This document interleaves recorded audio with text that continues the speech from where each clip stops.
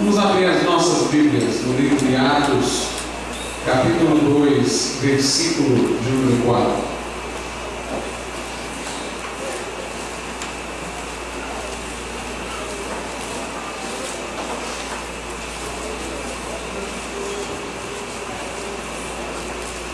Diz assim, texto bastante conhecido: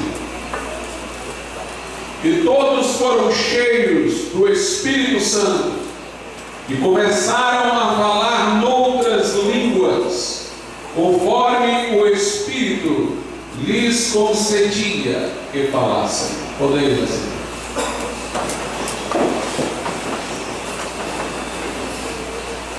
Meus amados irmãos, esta experiência registrada em Atos capítulo 2 e versículo de número 4 corresponde a uma promessa que Jesus havia feito aos seus discípulos.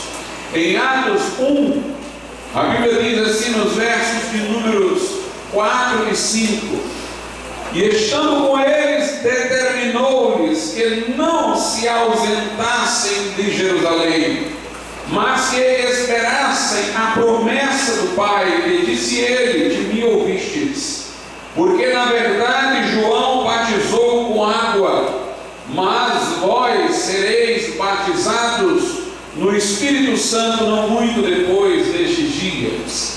Observemos que o que aconteceu em Atos 2, 4 foi o cumprimento destas palavras. Foi a experiência por Jesus aqui designada de batismo no Espírito Santo.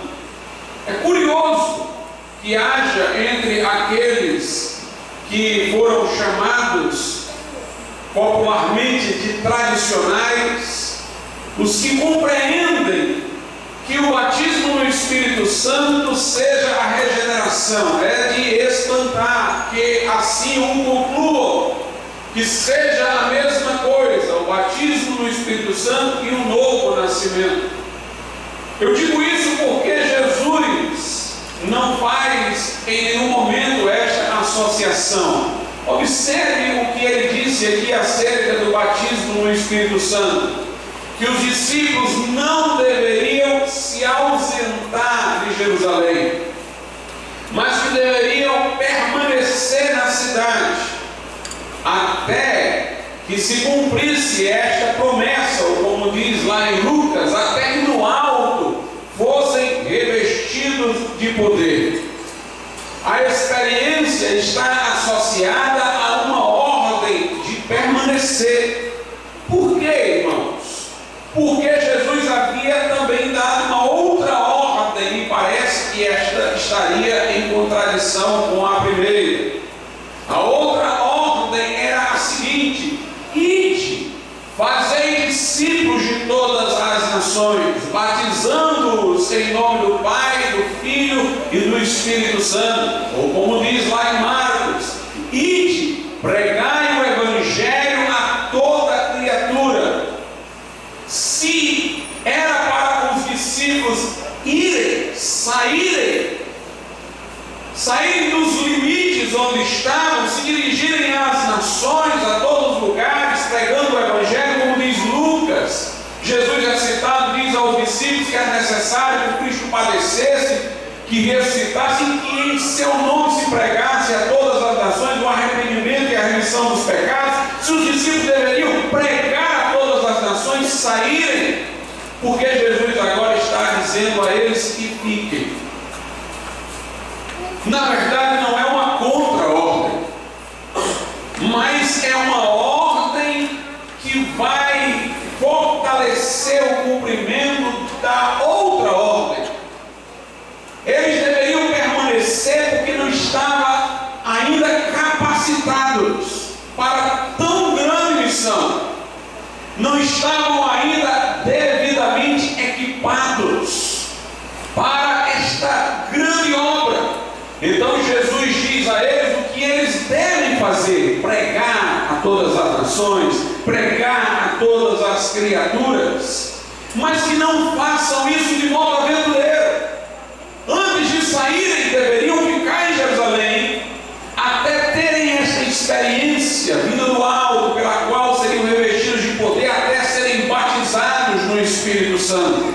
e então poderiam cumprir o ide. Percebemos assim uma associação direta entre o permanecer e o ir, entre o batismo no Espírito Santo e a evangelização e a expansão do Evangelho. Jesus não está associando aqui a expressão batismo no Espírito Santo, sereis batizados no Espírito Santo, com uma mudança de coração, com uma mudança de natureza, com um novo nascimento, com uma transformação de vida no sentido de santidade. Jesus não está falando de eles serem trazidos das trevas para a luz, da morte para a vida. Jesus está falando de eles permanecerem para serem capacitados com poder e então saírem. Se isso ainda é duvidoso para alguém, basta ler agora o versículo 8 de Atos 1, onde Jesus então explica: mas recebereis poder do Espírito Santo, ou recebereis poder ao descer sobre vós do Espírito Santo, como diz uma tradução, que há de vir sobre vós, e ser-me-eis testemunhas, tanto em Jerusalém, como em toda a Judéia e Samaria e até os confins da terra. Então o alinhamento do raciocínio é esse. Jesus deu ordem para que fosse, deu um mandamento para que pregassem a todas as nações antes de ascender aos céus, mas disse: não vão agora, permaneçam na cidade até serem batizados no Espírito Santo, e quando forem vocês terão poder que os habilitará, que os capacitará para que sejam testemunhas em Jerusalém, que é onde vocês estarão primeiramente, na Judéia, em Samaria e até os confins da terra. Notadamente, o batismo no Espírito Santo está associado com a capacitação, com poder, para que sejamos testemunhas de Cristo. Não há nenhuma alusão aqui ao passar da morte para a vida, das trevas para a luz, ao nascer de novo, mas a obra de Deus e a capacitação para fazê-la. Alguns creem que teria sido o batismo no Espírito Santo a inserção no corpo de Cristo. Mas o que teria a ver ser inserido no corpo de Cristo com essa capacitação? Como se os discípulos até então estivessem em Adão e somente depois do batismo no Espírito Santo estivessem em Cristo. Seria o mesmo que então o novo nascimento, já que a inserção no corpo de Cristo é algo que acontece e se associa ao novo nascimento. Nós temos que os discípulos foram ligados a Cristo de maneira que pudessem ser chamados do seu corpo em João 20:22. Quando Jesus Cristo ressuscitado apareceu aos discípulos, soprou sobre eles e disse: recebei o Espírito Santo. O sopro ali nos traz à memória o que Deus fez no começo, quando criou o homem. O fez do pó da terra, soprou em suas narinas o seu próprio Espírito, o Espírito do homem, e ele tornou-se algo vivente. Mas ali Jesus está soprando o Espírito Santo. Ele sopra e diz: recebei o Espírito Santo. Ele estava concedendo, conferindo vida espiritual aos discípulos. Até então os discípulos eram salvos, mas do modo do Velho Testamento tinham uma remissão de pecados, mas ali tornaram-se participantes da vida ressurreta de Jesus. O Espírito Santo lhes comunicou a vida ressuscitada de Jesus, e Jesus havia dito que isso aconteceria. Lá em João, Jesus disse: naquele dia, referindo-se à sua ressurreição, eu vivo e vós vivereis. Como quem diz: naquele dia, o dia que eu vou ressuscitar, eu vou estar vivo e vocês vão ter a vida que eu tenho. Eu vou comunicar a vocês minha vida ressurreta. E Jesus diz, continuando: naquele dia eu vivo e vós vivereis, e naquele dia sabereis que eu estou no meu Pai está em mim, eu estou em vocês e vocês em mim. Ou seja, nós estaremos unidos, ligados. Eu como cabeça, vocês como corpo. Aquilo já acontecera logo que Jesus ressuscitar, aparecer aos discípulos e lhes comunicar a sua vida ressurreta, soprando-lhes o Espírito Santo. Mas aqui em Atos 2, 4, Jesus não está mais nem entre eles, já ascendeu aos céus. E Jesus lhes deu ordem de pregar e ordem de permanecer até receberem capacitação para pregar. Portanto, o batismo no Espírito Santo não está na linguagem bíblica associado nem à inserção no corpo de Cristo, nem à regeneração, nem ao novo coração, mas à capacitação para serviço, para servir a Deus. E a experiência deu-se em Atos 2,4, quando estavam reunidos, cumpriu-se o dia de Pentecostes, de repente veio do céu um som como de um vento veemente e impetuoso, encheu o lugar em que estavam assentados, lhes apareceram sobre as cabeças línguas como que de fogo, e todos foram cheios do Espírito Santo, e começaram a falar em outras línguas, segundo o Espírito lhes concedia que falassem. A palavra aqui usada foi cheio do Espírito Santo, de onde nós concluímos que quando alguém é batizado no Espírito Santo, fica cheio do Espírito Santo. Essa palavra cheio na Bíblia, na linguagem de Atos, também indica capacitação. É uma palavra que tem um uso duplo. De certo modo, eu posso dizer que aquele que foi batizado no Espírito Santo está de modo permanente cheio do Espírito, no sentido de que ele tem a capacitação à sua disposição, ele tem o poder do Espírito Santo à sua disposição. Por que eu digo à sua disposição?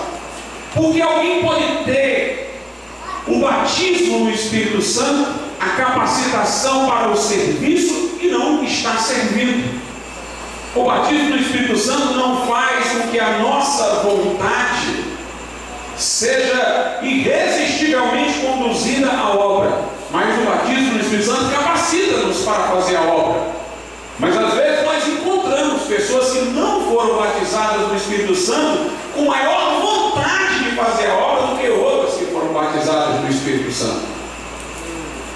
Na verdade, o batismo capacita, mas você tem que fazer para que esta capacitação entre em ação. É interessante que em Atos 8, quando diz recebereis poder ao descer sobre vós o Espírito Santo, a palavra poder ali é dunamis, que admite a tradução para a potência. O filósofo Aristóteles usou essa palavra para designar a potência em oposição a ato.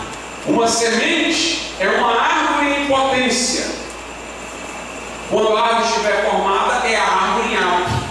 Uma coisa em potência é uma coisa ainda não terminada, mas que já tem os requisitos para ser, através do desenvolvimento. Então Jesus disse: recebereis poder, recebereis potência, mas vocês têm que levar a potência ao ato, converter pela ação a potência em ato. Vocês terão o potencial para fazer, a capacidade de fazer. Mas se não se consagrar, se não continuar aos pés do Senhor e nem sair para anunciar o reino, não vai acontecer nada. Então, em certo sentido, nós podemos dizer que todo aquele que é batizado no Espírito Santo é cheio no sentido de ter este enchimento à disposição, essa capacitação à disposição. É por isso que na escolha dos diáconos foi um requisito. Escolhei dentre vós, diz lá em Atos 6, 7 varões de boa reputação, cheios do Espírito Santo. Naquele momento, a expressão cheio do Espírito Santo não poderia designar uma coisa esporádica, que acontece às vezes, aqui e acolá, ora sim, ora não. Senão não podia ser requisito. Uma coisa que está em situação intermitente, que vai e vem, não pode ser requisito para nada. Então ali quando dizia 7 homens cheios do Espírito Santo, eram homens que tinham sido batizados no Espírito Santo, que tinham esta capacitação a seu dispor. Este é um uso da palavra que vemos no livro de Atos. Mas há um outro uso que é referente a esta capacitação em ação. Aí a Bíblia fala de pessoas que já eram batizadas no Espírito Santo, sendo cheias do Espírito Santo outra vez. A Bíblia não quer dizer que eles receberam novamente o batismo do Espírito Santo, mas que o batismo do Espírito Santo entrou em ação naquele momento em que agiram. É o enchimento não no sentido de algo ao dispor, mas é o enchimento no sentido de algo em operação, em movimento. E vemos Lucas usando muitas vezes assim o termo em Atos. Por exemplo, Em Atos, no capítulo de número 4, diz no verso 8: então Pedro, cheio do Espírito Santo, lhes disse: principais do povo e vós, anciãos de Israel. E aí ele começa a falar àqueles que o querem impedir de pregar. E depois de ele ter sido instrumento para a cura de um enfermo, naquele momento Pedro, se você ler o texto verá, usa a palavra da sabedoria, um dom pelo qual ele deixa em dificuldade as autoridades que querem lhe fazer mal ou prendê-lo. Ele as confunde com uma sabedoria vinda do alto. Em Atos, no capítulo de número 4, no verso 31, diz: e tendo orado, moveu-se o lugar em que estavam reunidos, e todos foram cheios do Espírito Santo e anunciavam com ousadia a palavra de Deus. Note, sempre que a Bíblia fala de cheio, é cheio fazendo algo. Atos 2:4, foram cheios do Espírito Santo e começaram a falar em outras línguas. Note como sempre indica uma capacitação para fazer alguma coisa. Cheio do Espírito Santo, Pedro falou às autoridades. Cheio do Espírito Santo, pregaram com intrepidez a palavra de Deus. Estevão está diante do sinédrio, ele diz que ele, cheio do Espírito Santo, diz: estou vendo o céu aberto. Ele tem uma visão, e o Filho do Homem em pé à direita de Deus. Em Atos, no capítulo de número 13, Paulo enfrenta um feiticeiro chamado Elimas. Já vimos essa história. Elimas tenta impedir Paulo de evangelizar um procônsul, e Paulo, cheio do Espírito Santo, diz a ele que ele vai ficar cego. O homem fica cego então, e o procônsul vê o milagre, a operação de maravilhas, e crê, maravilhando-se da doutrina do Senhor. Note, cheio do Espírito Santo, e cheio do Espírito Santo, e fez isso, e fez aquilo. Portanto, essa expressão cheio do Espírito Santo está ligada à expressão batismo no Espírito Santo, tem um sentido também de capacitação, de estar equipado para uma ação de ordem sobrenatural, para uma ação no serviço a Deus, movida pelo Espírito Santo. E a evidência do batismo no Espírito Santo é o falar em línguas. A evidência inicial não é a única, mas é a primeira. Exatamente porque se o modo de fazermos a obra de Deus por excelência é pregando, é anunciando, é falando, então o Espírito Santo, ao nos encher, ele revela a sua presença, tomando controle daquele instrumento de que ele vai se utilizar para por nós fazer a obra do reino. Então a língua é o instrumento de que se serve o Espírito para revelar-se presente no batismo do Espírito Santo. E foram cheios do Espírito Santo e começaram a falar em outras línguas. Havia 120 pessoas naquele dia. Nenhum mostrou algum sinal distinto. Todos mostraram o mesmo sinal ou evidência ao serem batizados no Espírito Santo. Todos começaram a falar em outras línguas, segundo o Espírito lhes concedia que falassem. É interessante que alguns têm divulgado por aí uma suposta pesquisa médica que revelou que aqueles que falam em línguas têm movimentação na área do cérebro referente às emoções, mas não tem movimentação na parte que está relacionada à linguagem. Alguns tomaram essa suposta pesquisa para dizerem assim: está vendo? Essas pessoas estão falando coisas desconectas. É pura emoção. Mas, irmãos, se o que a Bíblia diz fosse verdade, era isso que nós deveríamos esperar como resultado mesmo. Eu nem vou dizer se a experiência foi verídica ou não, se ela é embasada ou não, mas o que ela diz é o que esperaríamos mesmo. Se a emoção está confirmando o que a Bíblia diz, o reino de Deus não é comida nem bebida, mas justiça, paz e alegria no Espírito Santo. O Espírito Santo traz alegria mesmo, traz emoção mesmo. Quando a Bíblia diz o reino de Deus não é comida nem bebida, quer dizer, não é um banquete humano, mas é outro banquete, é outra festa. Justiça, paz e alegria no Espírito Santo. E por que a parte relacionada à linguagem não estaria em atividade? Porque não é o homem que está elaborando as palavras. O texto diz: conforme o Espírito lhes concedia que falasse. Se estivesse movimentando lá, então é porque era a pessoa que estava articulando a fala e deliberando o que falar. Mas a Bíblia diz: segundo o Espírito concedia que falasse. O Espírito Santo é que capacitava a fala, é que dava as palavras aos discípulos. O batismo no Espírito Santo, portanto, é capacitação para o serviço. Na segunda carta aos Coríntios, diz assim o apóstolo Paulo: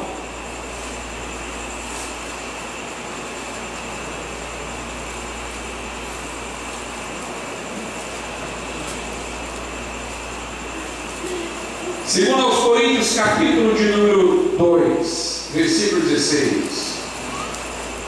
Para estes, certamente cheiro de morte. Eu vou ler o 15 e 16 para fazer sentido. Porque para Deus somos, e Paulo está falando dele, de Timóteo, ministros do Evangelho em ação.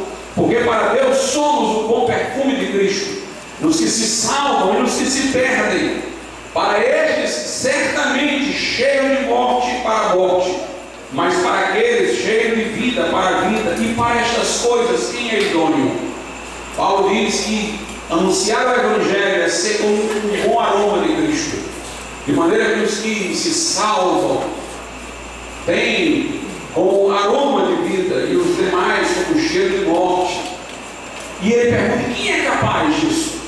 E então ele revela no capítulo 3, versículo 5: não que sejamos capazes por nós de pensar alguma coisa como de nós mesmos, mas a nossa capacidade vem de Deus, o qual nos fez, ele se refere a si e a Timóteo, também capazes de ser ministros de um novo testamento, não da letra, mas do Espírito, porque a letra mata e o Espírito vivifica.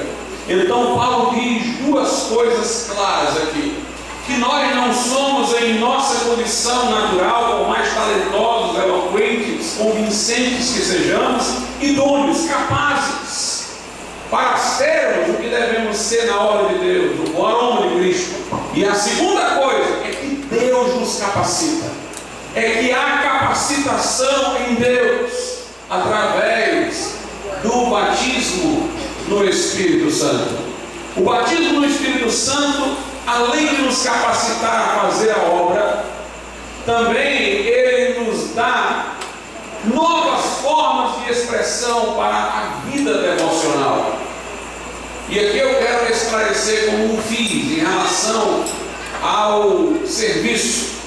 Dizer que alguém tem mais instrumentos para a vida devocional não quer dizer que ele seja devoto. Poderá existir pessoa não batizada no Espírito Santo mais devota do que uma que é batizada no Espírito Santo. O que eu estou dizendo é que aquele que é batizado no Espírito Santo tem mais instrumentos de expressão de devoção do que aquele que não é. Por quê? Porque ele pode orar em línguas, ele pode louvar em línguas, ele pode engrandecer a Deus em línguas, ele tem mais este recurso. Mas poderá ser que ele não esteja se valendo desse recurso. E quando eu digo não está se valendo, não quer dizer apenas que ele não esteja falando em línguas. Ele pode estar falando em línguas, porque tem essa capacidade, mas assim como uma pessoa pode orar na linguagem normal e orar com o pensamento voando, orar distraidamente, ele pode estar orando em língua e não intensamente. E outro pode não estar orando em língua, ele está orando intensamente.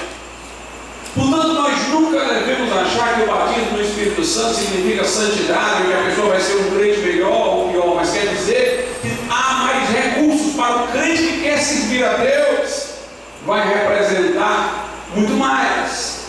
Para o que não quer, até certo ponto, poderíamos dizer, é um desperdício. Nós vemos, por exemplo, a igreja em Corinto como uma igreja que era problemática, apesar de ter dons e até prestigiar em particular as línguas estranhas. Havia partidarismo, Havia até doutrinas erradas, porquanto Paulo teve que esclarecê-los acerca da ressurreição. Alguns tradicionais, às vezes, falam de erros doutrinários de algumas igrejas pentecostais para tentar dizer que as línguas são falsas. Mas os erros que eles apontam, embora possam ser erros de fato, não são comprometedores, muitas vezes, da doutrina da salvação. E, portanto, naquelas igrejas poderão existir erros e eles estarem falando em línguas de verdade, sim. Porque a igreja de Corinto tinha equívocos doutrinários. No entanto, eles falavam em línguas. Tinham partidarismos, falavam em línguas. Não eram espirituais, eram carnais. Depois que Paulo os repreendeu, se ajeitaram, conforme a segunda carta aos Coríntios. Precisavam só de uma varada mesmo para se consertar. Mas precisaram. E Paulo, em momento algum, questiona a veracidade dos dons que ali se manifestam. Embora Paulo fale de uso abusivo dos dons e diga que devem ser os dons administrados com decência e ordem, mas há mais recursos. É interessante que quando nós aceitamos Jesus, a distância que havia entre nós e Deus é quebrada, que era o pecado que a causava. A Bíblia diz que o véu foi rasgado e que nós agora temos ousadia para entrar no Santo dos Santos pelo sangue de Jesus. A Bíblia diz que justificados pela fé, Romanos 5:1, nós agora temos paz com Deus por nosso Senhor Jesus Cristo. E muito mais do que isso, a Bíblia diz que recebemos o Espírito de adoção de filhos, pelo qual clamamos a Deus, chamando-o Abba, que quer dizer paizinho, papai, uma expressão de carinho. Nós temos agora um novo Espírito pelo qual nós nos sentimos bem, nos sentimos confortados, nos sentimos protegidos na presença de Deus, nos dirigimos a Ele carinhosamente, porque nos sentimos acolhidos. Todos os crentes tem essa nova condição. Mas quando você é batizado no Espírito Santo, além de você ter este acesso a Deus, esta situação em que você se sente protegido na presença de Deus, você ainda tem agora a oportunidade de falar com Deus numa língua espiritual. Você tem mais recursos. Alguém diz: pastor, por que falar em línguas que eu não posso entender? Obviamente a Bíblia fala do dom de interpretação de línguas para as línguas nas quais você vai falar alguma coisa que interessa a toda a congregação, e Deus não enviará essa expressão em língua sem enviar também um intérprete. Mas no dia a dia, o crente que fala em línguas, ele as tem como instrumento de devoção para pessoalmente falar com Deus. Qual é a vantagem disso? É que nossa mente é limitada e nosso vocabulário é escasso para muitas vezes traduzir o que queremos falar com Deus. A alegria que nos dá o Espírito Santo está tão além da alegria natural, que as palavras que utilizamos no dia a dia para traduzir uma sensação de alegria são insuficientes. E nós nos sentimos às vezes engasgados, porque não queremos louvar a Deus, queremos dizer quão maravilhoso Ele é, e parece que não dizemos tudo, ainda falta alguma coisa para dizer. Mas Deus nos dá essa linguagem pela qual nós podemos dizer, ainda que não saibamos, tudo o que gostaríamos de dizer. Depois, no final, sentimos uma paz, uma sensação de que o que era para ser dito foi dito, ainda que não entendamos. E às vezes nós temos angústias profundas, não só por tribulações, porque passamos nessa vida, mas a aflição de ver o pecado no mundo, o desejo de ver vidas salvas. E a angústia que um crente tem nessa hora, quando deseja ver vidas salvas, quando vê o pecado no mundo, é uma angústia de ordem espiritual, às vezes tão profunda, que por mais que a gente fale, a gente não consegue dizer a Deus tudo o que queria dizer. É interessante que às vezes, quando chegamos nesse estado, a gente não consegue nem falar em oração, a gente fica só chorando na presença de Deus, porque as palavras são: não vai dar certo, não vai dar para dizer. Mas aí, quando você começa a orar em línguas, você começa a sentir aquela paz de que você disse o que ficou engasgado, de que saiu o que você não sabia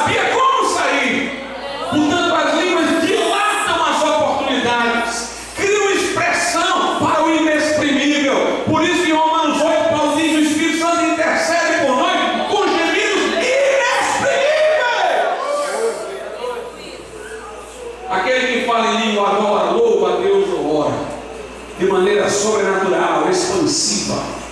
Lá em Atos, quando os discípulos foram cheios do Espírito Santo e começaram a falar em outras línguas, Deus fez um segundo milagre auditivo. Permitiu aos que estavam ali, vindo de outros lugares, entenderem o que diziam os discípulos em sua própria língua.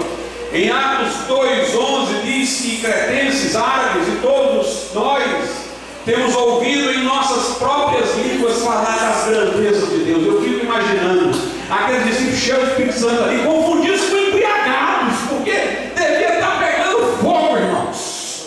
Não tinha nada ali de lento, não tinha nada ali de gradual, não tinha nada ali de progressivo. Foi uma descida impactante. De repente, veio o céu, não veio suave, não veio o vento, veio quente, e o vento foram cheios do Espírito Santo, começaram a falar em outras línguas, foram confundidos como embriagados, mas quem os entendia dizia: estão falando aí das grandezas de Deus. Aleluia. Alguém diz: pastor, se essas línguas dizem o inexprimível, como é que existe um dom para interpretá-las? Bem dito. Um dom para interpretá-las, não para traduzi-las. No grego existe uma palavra para traduzir e outra para interpretar. A Bíblia não fala que as línguas são traduzíveis, fala que são interpretadas. Interpretar diminui o que foi dito. É uma tentativa humana de dizer tanto quanto possível o que foi dito, mas não admite tradução, porque está além da capacidade do vocabulário humano. Quando veio para aqueles ouvidos daqueles homens o que era dito em línguas, veio como se fosse uma espécie de interpretação. E eles souberam de uma coisa, pelo menos: eles estão falando das grandezas de Deus, de como Deus é grande, de como Deus é maravilhoso. Lá em Atos, no capítulo de número 10, a Bíblia Sagrada diz o seguinte, versículos 45 e 46. Aliás, eu vou ler a partir do 44. E dizendo Pedro ainda estas palavras, caiu. Eu gosto dessas palavras, parece que o teto desabou. Caiu o Espírito Santo sobre eles, sobre todos os que ouviam a palavra. E os fiéis que eram da circuncisão, todos quanto tinham ouvido com Pedro, maravilharam-se de que o dom do Espírito Santo se derramasse também sobre os gentios, porque os ouviam falar línguas e magnificar a Deus. Não adianta falar em línguas e magnificavam, do que nós deduzimos que o conteúdo das línguas era louvor, era adoração. Lá em Atos 2 diz: falavam das grandezas, é uma coisa superlativa de como Deus é grande, o que não se podia dizer com essas palavras, se dizia em línguas, se falava da grandeza de Deus, aqui fala se magnificava a Deus, se dizia quão magnífico é o Senhor. Meus irmãos, que recurso, que privilégio. Por isso que quando o crente é batizado, ele sente aquela alegria, é porque ele está dizendo o que ainda não havia conseguido dizer, está saindo, ele sente que está dizendo como Deus é grande, é maravilhoso, é magnífico. Por isso uma igreja que não crê no batismo do Espírito Santo, ela está perdendo, ela está amesquinhando, ela está terqueando. Por isso que nós precisamos de poder, de unção, nós precisamos daquele que é mais poderoso do que João Batista, daquele de quem não somos dignos de desatar corredas alpáricas. Precisamos daquele que batiza no Espírito Santo e fogo de Jesus, para encher corações e vidas.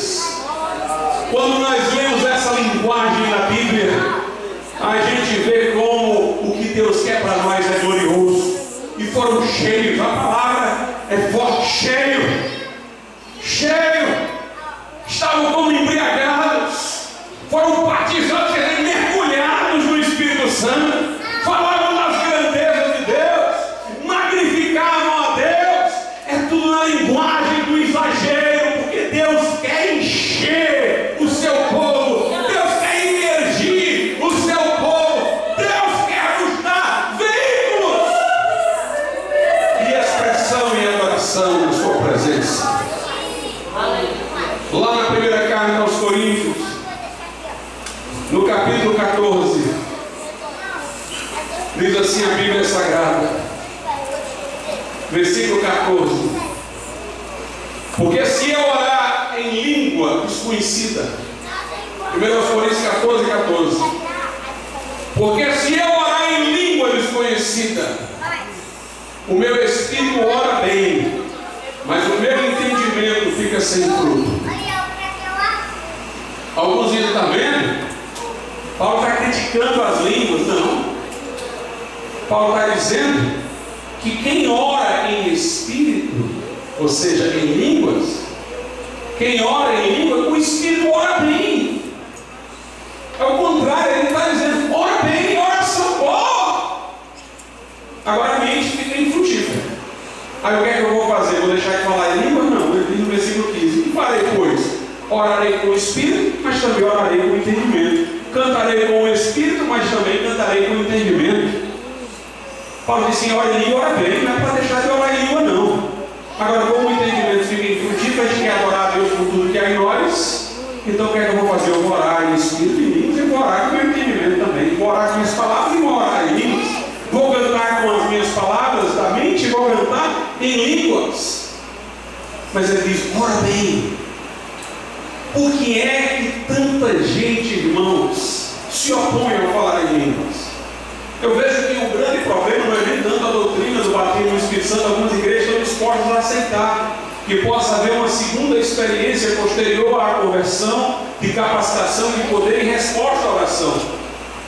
Mas quando você diz que é evidência falar em línguas, quando se fala nas línguas, as pessoas que são mais tradicionais dão um pulo para trás. Porque, irmãos, há dois problemas. O primeiro é que o homem sempre tem uma inclinação para valorizar as obras. Isso acontece no incrédulo, que não consegue entender que a salvação é só pela graça, mediante a fé, sem as obras da lei. E alguns vencem esse primeiro passo e descartam que possam ser salvos pelas obras, reconhecem quão grave é a pecaminosidade humana e se voltam inteiramente para a graça de Deus, pela fé são salvos. Mas depois a tentação vem de novo, às vezes é na santificação. Foram salvos pela fé e acham que vão ser santificados pelo esforço, pelas obras. Da mesma forma que nós somos salvos pela fé, somos santificados pela fé. Independência de Cristo, é a vara na videira, ligada e recebendo a sempre e dando fruto. Sem mim nada podeis fazer. Mas depois vem a questão do batismo no Espírito Santo, uma oração, que a minha mente não esteja no controle, que a minha mente não coopere. Vem novamente a tentação do homem de querer estar no controle da situação. Mas, irmãos, orar em línguas é sintomático da graça. É Deus que está no controle. Ele é o destinatário da oração e é a inspiração da oração, e é quem dá a palavra para a oração. Ele é o começo, ele é o meio, ele é o fim. Tudo é dele. Em segundo lugar, igrejas muitas vezes tradicionais entraram num mar de sofisticação intelectual, valorizam tantamente o estudo bíblico, a profundidade filosófica, as discussões teológicas, as divergências doutrinárias, o grego, o hebraico, que elas ficam tão homenageadoras da mente humana, da razão humana, que quando Deus quer operar dessa maneira, concedendo-nos o falar em línguas, está aquele Deus desdenhando na nossa razão e mente, dizendo que ela não tem capacidade de falar tudo que Ele está dando a fala e a palavra. Então essas pessoas querem se agarrar à sua sofisticação intelectual. Mas eu quero é fogo do Espírito Santo. No mover de Deus, no início do século XX, houve um culto. Era alguns anos depois do que aconteceu na Rua Azusa, em que um diácono de uma igreja que estava recebendo a visitação de Deus, e muitos lá estavam sendo batizados no Espírito Santo, ele disse: eu acho isso muito zoadeiro, eu acho essas línguas uma coisa muito esquisita. E ele disse: eu quero receber, mas eu quero receber silenciosamente. E a pessoa que estava dirigindo o culto disse sabiamente: então ore, peça a Deus para lhe dar. Se vai ser silenciosamente ou não, é com Ele. E depois, de repente, se ouve um brado no meio daquela multidão. Era o homem que havia sido cheio do Espírito Santo e também começava a falar em outras línguas, segundo o Espírito lhe concedia que falasse.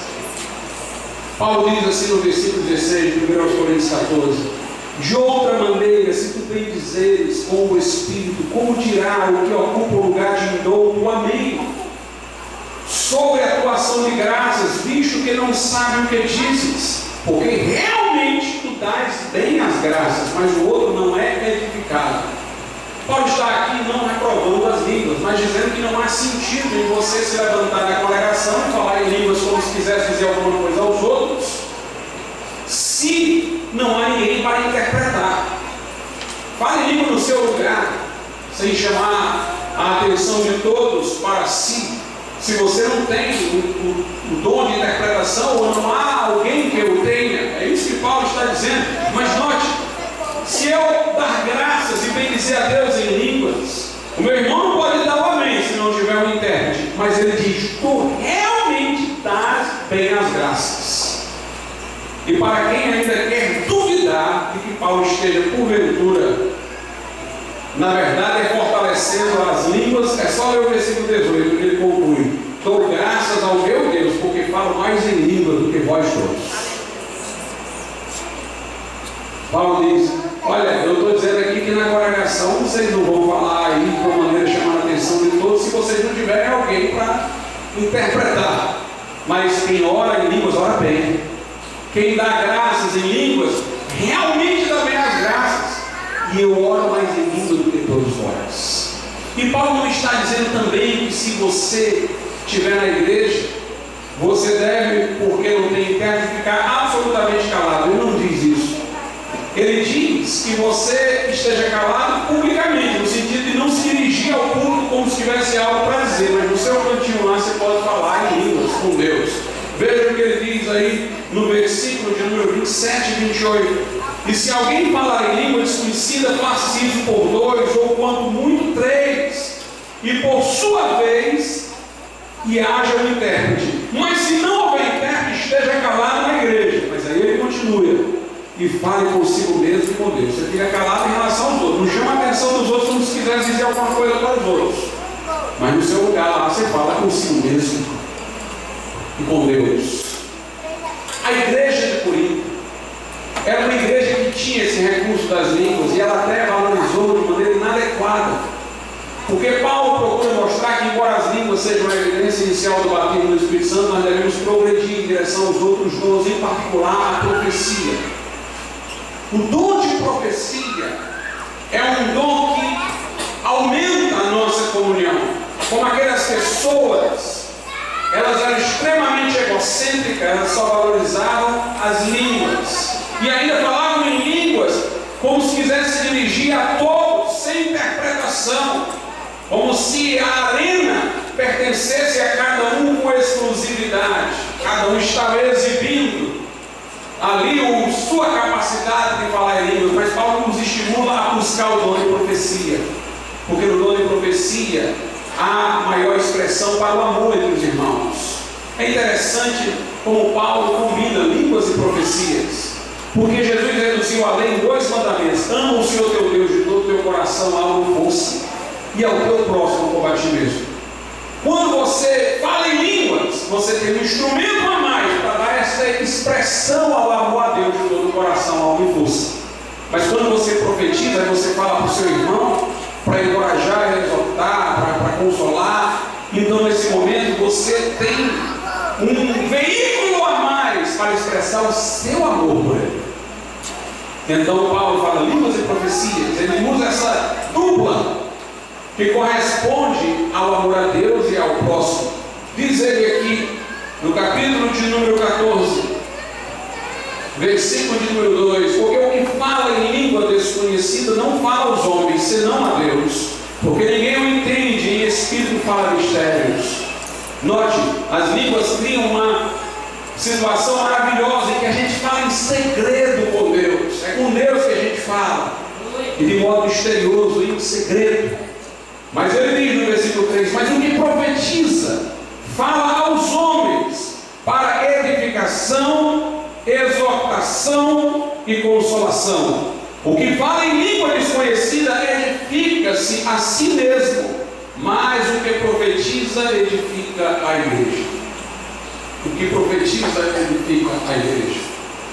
Então Paulo quer estimular aquela comunidade tão dividida a dar maior ênfase à profecia, porquanto iria estreitar os laços maior de comunhão, em vez de colocar cada um, melhor dizendo, dentro de um círculo hermético.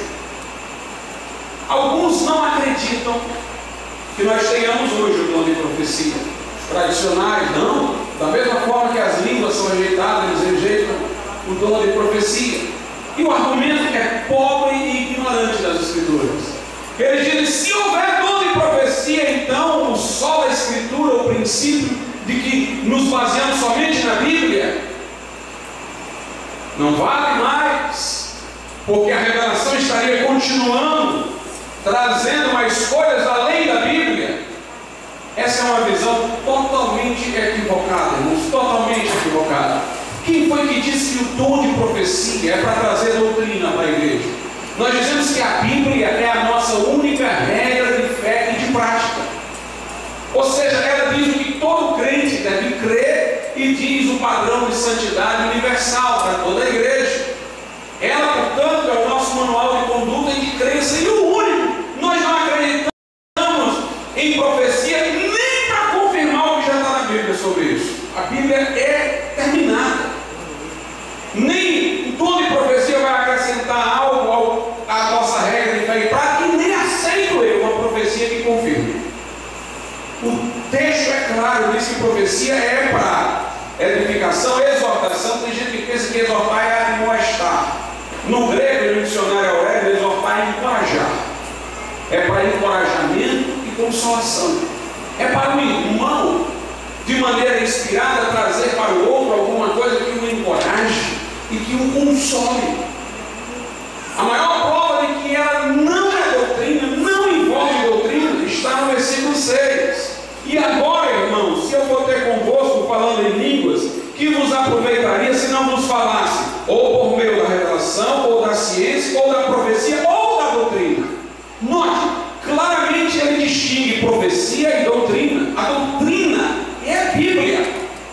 Profecia não é para doutrinar, não é para dizer como um crente deve se vestir, não é para dizer o que isso é pecado, aquilo não é pecado. O dom de profecia não é para revelar a escatologia, como a senhora Ellen White, criadora do Adventismo, queria trazer elementos novos de escatologia por uma pretensa revelação. Nada disso. A profecia tem a ver com outra coisa. Cada um de nós aqui tem um chamado de Deus, não é verdade? E o que Deus quer para nós dentro desse chamado singular não está na Bíblia. O que tem na Bíblia é o que Deus quer de todo crente, como padrão, de modo universal. Mas o que Deus está querendo de mim na sua obra, embora eu possa levar em conta princípios bíblicos para deduzir, a Bíblia não vai me dizer. A Bíblia não dizia que lá eu queria ser pastor. Não dizia que eu deveria começar um trabalho evangelístico nesse lugar aqui. Isso eu descobri. Como?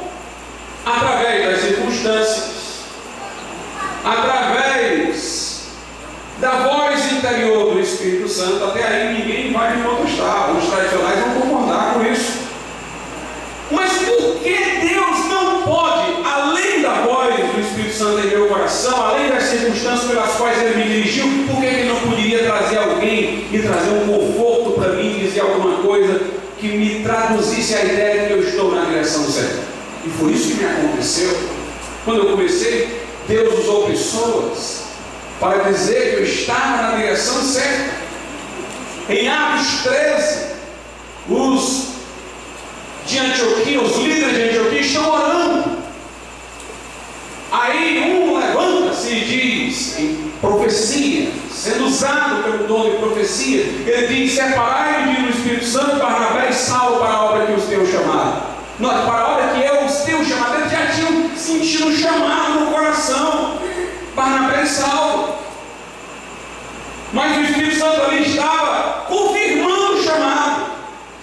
Eles tinham chamado no coração, os irmãos estavam orando para saber o que fazer na obra, eles tinham chamado limpo, mas estavam na dúvida: será que essa é a hora da gente ir? Será que não é? Aí o Espírito Santo diz: agora é a hora, separai-me. Isso podia estar na Bíblia, porque era o que Deus queria para aquelas pessoas em particular, é o que Deus quer de todo crente. A Bíblia fala para o padrão de vida cristã em geral.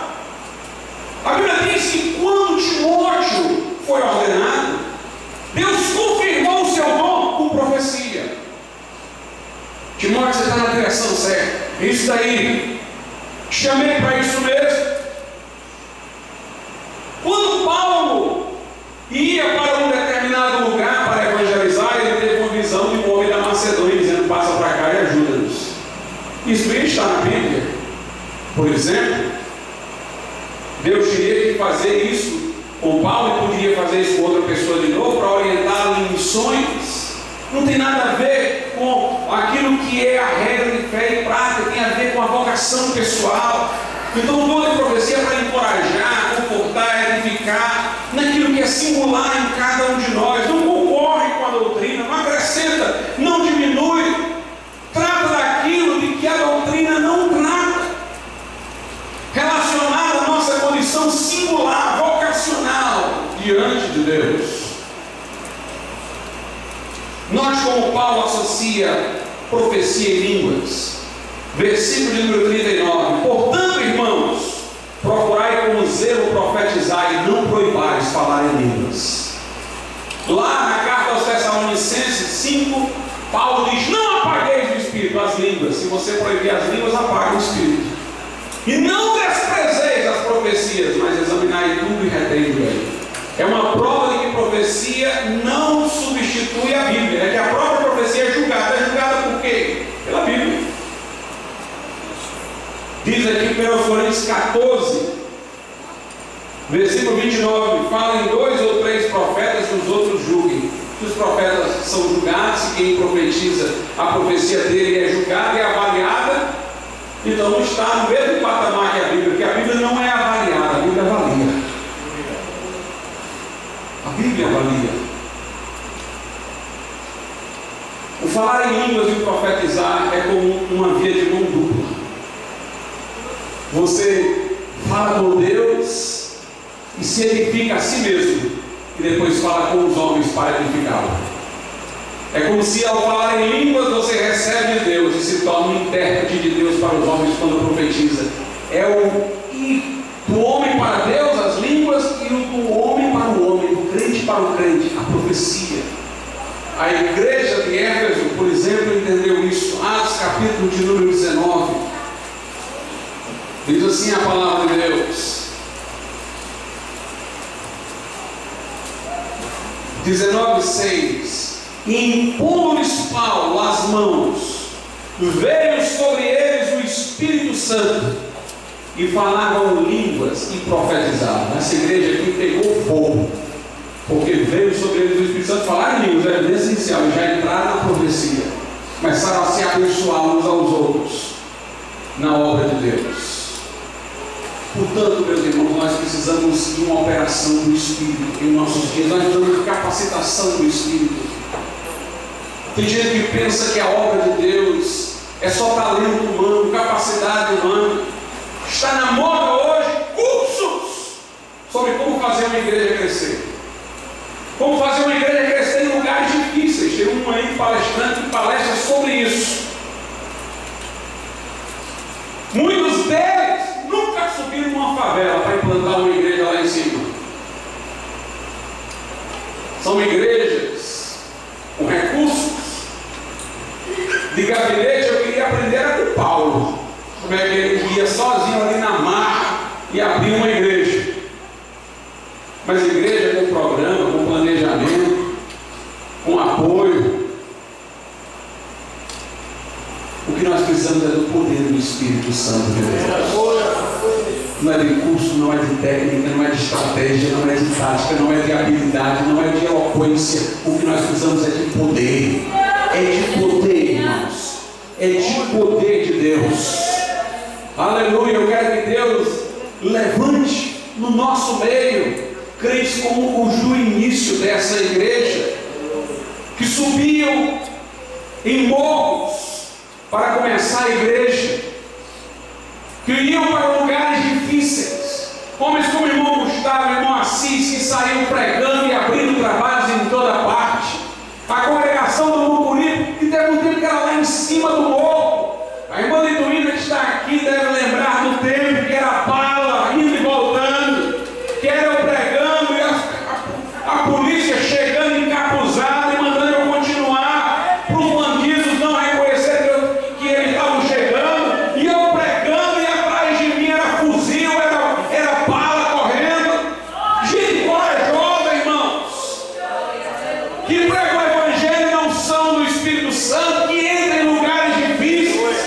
Para isso que adianta, não é sofisticação, é unção, é a direção de Deus, é poder do céu. Nós precisamos desses corajosos, nós precisamos dessas pessoas que digam: Deus me mandou e eu vou, e eu sei que Ele vai estar comigo, e o chão vai ter que tremer quando Ele for.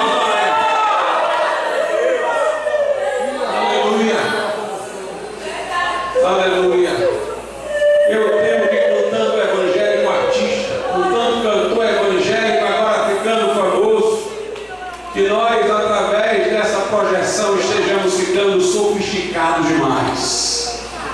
Precisamos daqueles crentes que não param de falar de Jesus, que vão na unção do céu, batismo no Espírito Santo, dons espirituais, unção de Deus, pregação intrépida, e que o diabo estremeça no inferno, e que estremeça o inferno do diabo. Vamos ficar em pé.